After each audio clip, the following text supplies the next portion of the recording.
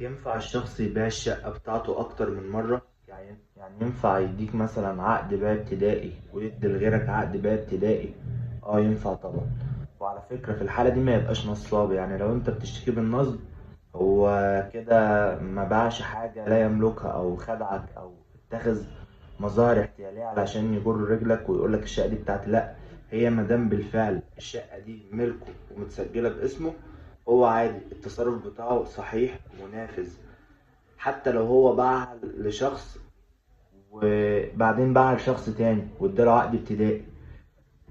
وعلى فكرة هنا جريمة النصب لا تسري في حقه، لأن هو باع ما يملك.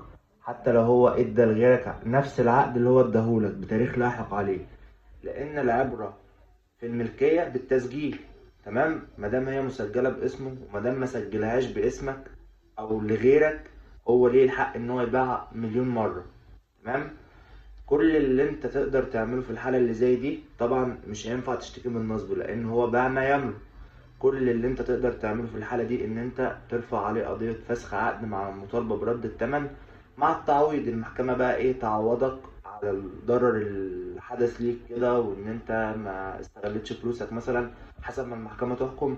ولو في العقد بند التسليم، ساعتها ممكن ترفع عليه دعوى تسليم. اما ان انت تشتكيه بالنصب، لا هو كده مش نصاب. وده طبعا اللي قالته محكمة النقض في أحكامها، وده اللي احنا عارفينه يعني وفقا للقانون. فأنت قبل ما تاخد أي إجراء يا ريت تستعين بمحامي. ويا ريت برضه لما تيجي تشتري أي شقة أو أي عقار أو أي حاجة في الدنيا، قبل ما تاخد خطوة فيها يا ريت تستعين بمحامي.